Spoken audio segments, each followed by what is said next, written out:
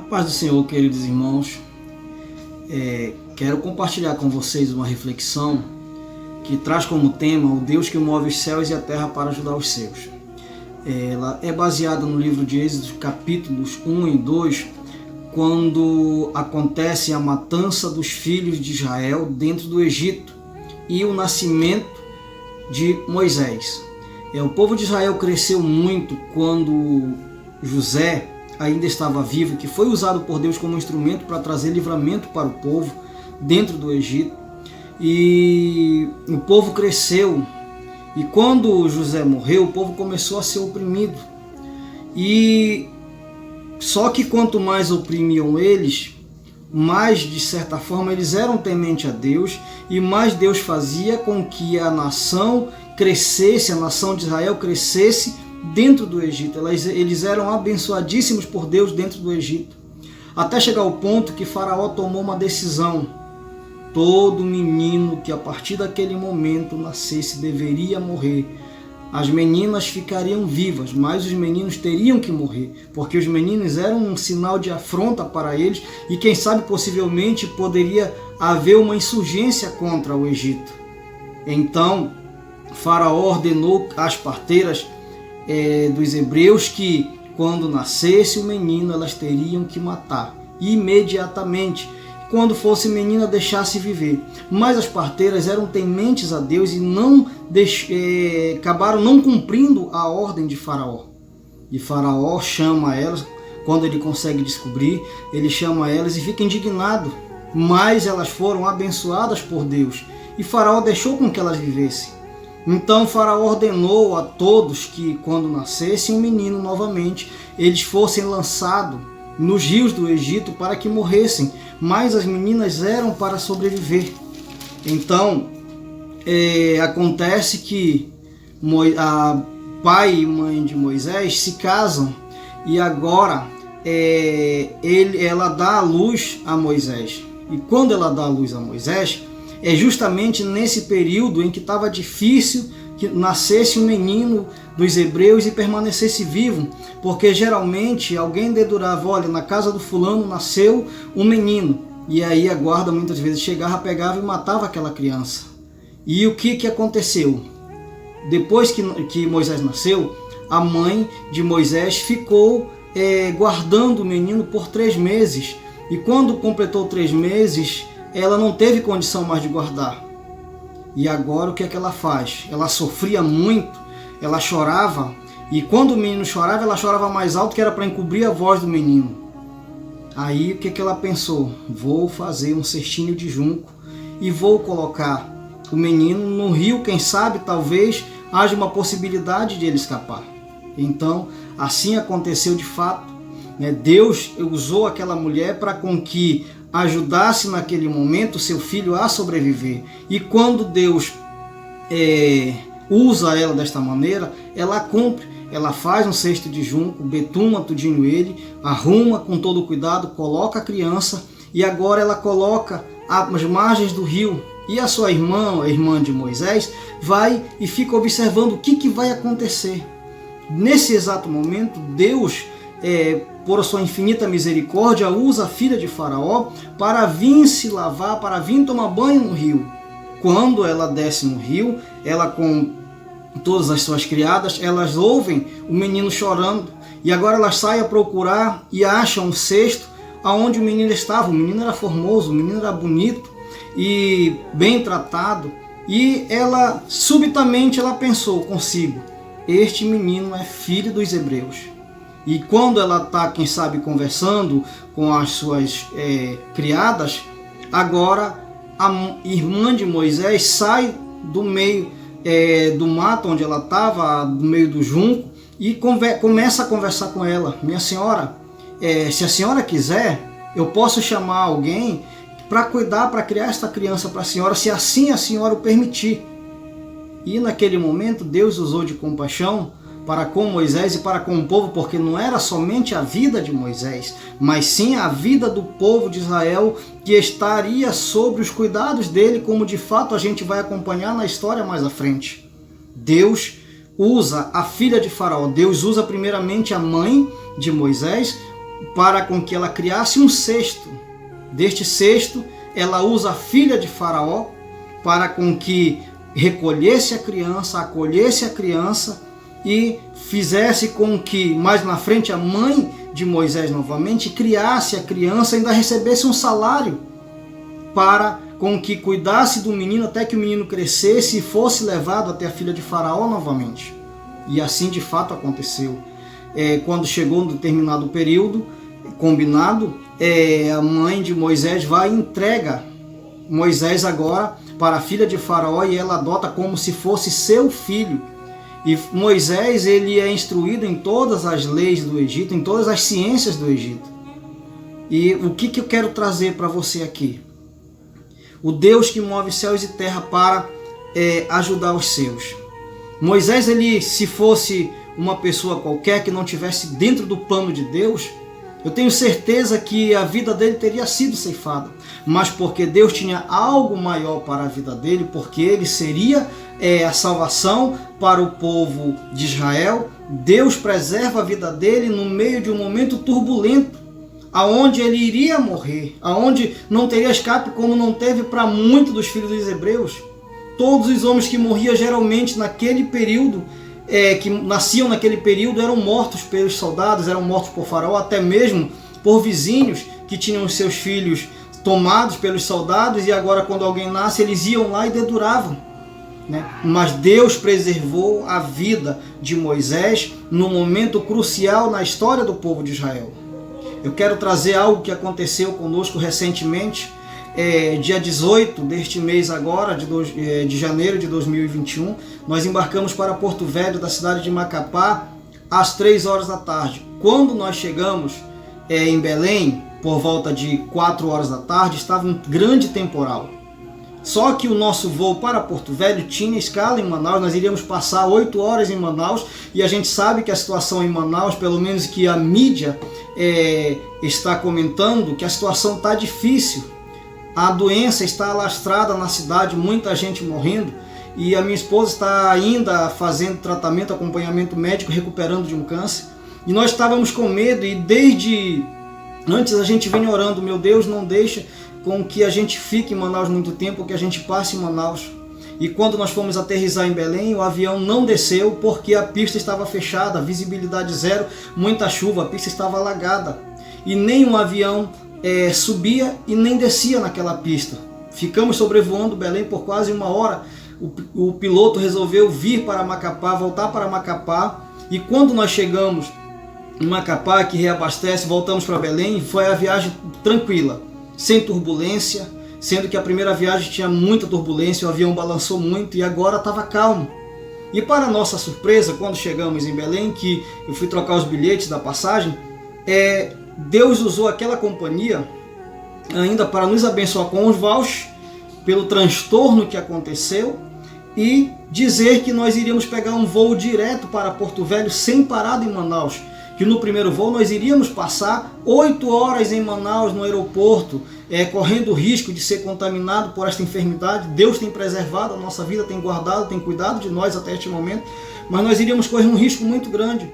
Então, nós não passamos por Manaus, nós fomos direto para Porto Velho. A gente sabe que a situação em Porto Velho também não está muito bem, mas em comparação a Manaus, Porto Velho está uma maravilha hoje. Mas Deus usou o tempo, Deus moveu o tempo, Deus moveu o céu, trouxe a chuva, trouxe a tempestade para impedir que nós aterrissássemos em Manaus, não dizendo que isso é ruim, porque nós temos alguns irmãos, muitos irmãos que moram em Manaus, alguns estão passando por uma situação de enfermidade, outros não. Mas quem está, digamos assim, suprimido imunemente, com a sua imunidade baixa devido a um tratamento, o risco dela ser infectada por essa enfermidade é muito grande. E geralmente quem é infectado tendo uma alta probabilidade de contaminação, ou por uma doença crônica, ou por um tratamento de determinadas doenças, o risco de morte é muito grande. Mas Deus moveu os céus para nos ajudar. Ele foi muito generoso para conosco, assim como ele foi na vida de Moisés, que Moisés nasceu no momento que estava difícil para com que um homem, um menino que nascesse naquele período sobrevivesse. mas Deus usou de grande misericórdia, não só para com a vida dele, mas para com todo o povo, que depois que Moisés cresce, depois que Deus chama Moisés, que vai Moisés para o deserto, Deus se apresenta para ele, Deus prepara Moisés para retirar o povo do Egito, e a gente tem os cenários em seguida das pragas que Deus usou, tudo isso para fazer com que o coração de Faraó se amolecesse, para mostrar que ele era Deus, para dar livramento aos seus. Ele chacoalhou o Egito, ele moveu os céus, ele moveu a natureza, ele moveu as águas, ele moveu os animais, tudo para dar o livramento ao seu povo num momento crucial. Talvez se Deus não tivesse usado dessa forma, a nação de Israel tivesse sucumbido e hoje nós não estaríamos aqui louvando e testificando deste Deus maravilhoso. Da mesma forma como aconteceu conosco, né? Se de repente, que Deus livre e guarde, Deus não tivesse usado o tempo ao nosso favor, a chuva ao nosso favor, a tempestade ao nosso favor, talvez nós tivéssemos ido para Manaus, onde nós teríamos sido infectados, que Deus nos livre e guarde. Nós esperamos que isso não aconteça. E talvez algo pior teria acontecido. Mas Deus, para dar o livramento para a nossa vida, Ele moveu os céus, Ele moveu a tempestade, Ele moveu a chuva ao nosso favor. Assim como Ele moveu a filha de Faraó para salvar a vida do menino Moisés, para depois criar o menino Moisés, para adotar o menino Moisés, para instruir ele em todas as ciências do Egito. Ele era mestre, ele era doutor em todas as ciências, em sabedoria. E Deus, como havia escolhido, Deus preparou ele primeiramente dentro do Egito para ver o que acontecia com o povo. Que talvez se ele tivesse continuado sendo cativo, ele não teria a mesma visão que ele teve sendo adotado como um egípcio, sendo criado como um egípcio. E Deus transformou a vida dele. E Deus tornou ele o livrador, que assim podemos dizer, do povo de Israel. E nós tivemos de lá para cá as leis que foram criadas, a palavra de Deus, os livros iniciais da Bíblia que foram criados por ele, que foram escritos por ele. Assim temos informações que Deus usou este homem para abençoar as nossas vidas. E a palavra do Senhor é certa, que aquele que aborrece, ele visita até a 4ª geração, mas aquele que faz aquilo que lhe agrada, aquilo que lhe apraz, ele tem misericórdia e ele abençoa até a 1000ª geração. Deus, ele move céus e terra quando ele quer mudar o cativeiro de alguém, quando ele quer mudar a história de alguém, quando ele quer abençoar alguém, quando ele quer transformar a vida de alguém. O povo no Egito passou por situações difíceis, mas a primeira prova, grande prova, digamos assim, que Deus estava com eles na vida de Moisés, foi quando abriu-se o Mar Vermelho e o povo passou a pés enxutos e os soldados de Faraó sucumbiram dentro daquele mar. E hoje nós estamos aqui louvando e agradecendo a Deus pelo que aconteceu no passado, pelo que aconteceu no presente, para mostrar que Deus, ele move céus e terra quando ele quer abençoar os seus, quando ele quer ajudar os seus. E hoje, pensa comigo, reflete comigo, né? Quantas situações adversas que você tem passado, que você tem vivido e você acha que não está bem, que você acha que não era para ser assim, que você acha que Deus esqueceu você, que Deus não está ouvindo as suas orações, as suas petições. Não se preocupe. Assim como aconteceu na nossa vida, assim como aconteceu na vida de Moisés, Deus move o tempo, Deus move o mundo, Deus move os céus para abençoar os seus. Ele move céus, ele move terra, ele move água, ele move o ar, ele move o sol, ele move a noite, ele move o dia. Não importa, ele usa até o próprio inimigo quando ele quer nos abençoar. Então não te preocupa pela tempestade, não te preocupa pelo momento difícil que você está passando.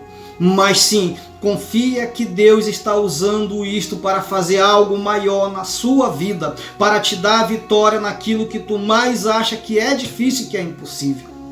E neste momento, eu quero agradecer a Deus pela oportunidade, quero te convidar para você orar comigo, interceder a Deus em 2 minutinhos aqui, para agradecer a Ele por tudo que Ele tem feito.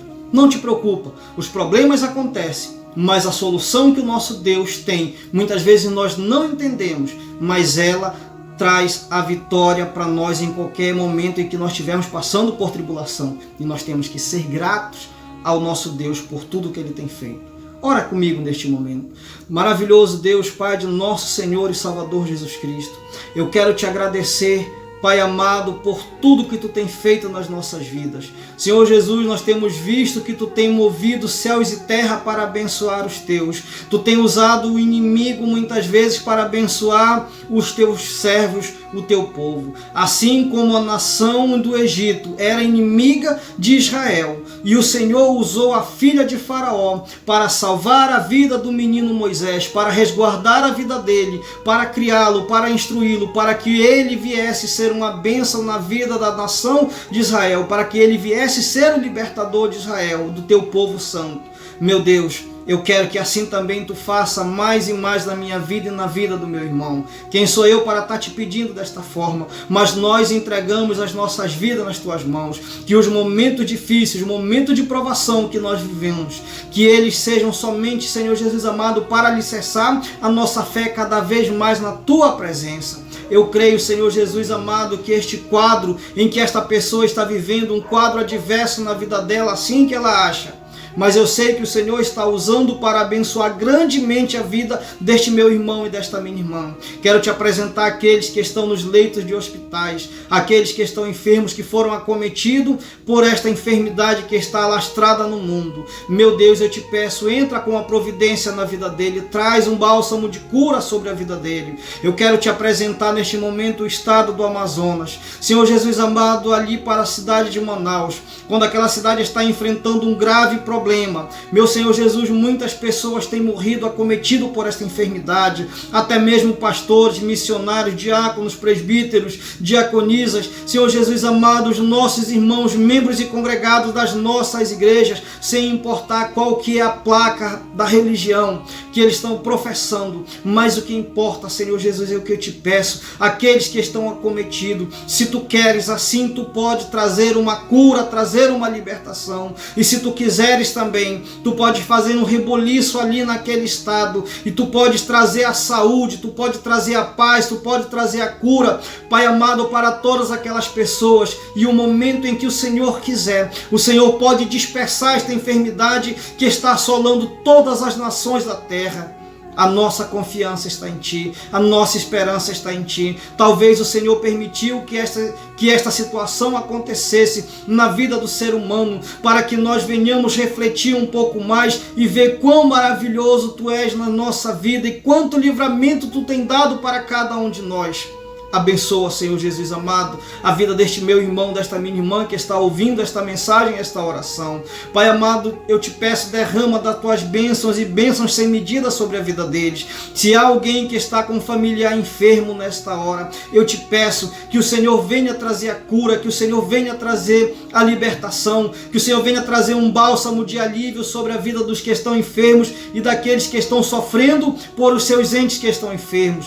Eu quero te pedir, Senhor Jesus amado, mas já querendo também te agradecer por todos os bens que Tu tens feito, por todos os benefícios que Tu tens feito por cada um de nós, que Tu tens entregado para cada um de nós. Eu te peço, traz a cura e a libertação para que nós possamos testificar de quão grande Tu és na nossa vida, de que Tu moves céus e terra quando Tu queres abençoar a vida de um ser humano, a vida de alguém, a vida de um servo, de uma serva. E eu te peço, abençoa grandemente a minha vida e a vida de todos os nossos irmãos. Abençoa, Senhor Jesus amado, todos aqueles que irão ouvir, aqueles que ainda não Te aceitaram como Salvador, que eles possam refletir nesta mensagem e que o Senhor possa falar, Espírito Santo de Deus, na vida de cada um, no coração de cada um, e que eles possam hoje tomar uma decisão de Te aceitar, porque Tu és maravilhoso, só Tu tens o controle do tempo, Tu tens o controle de tudo.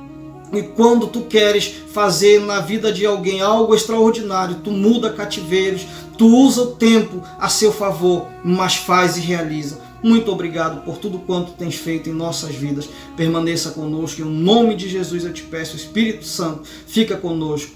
Amém. Que o Senhor Jesus, meu irmão, minha irmã, possa te abençoar grandemente.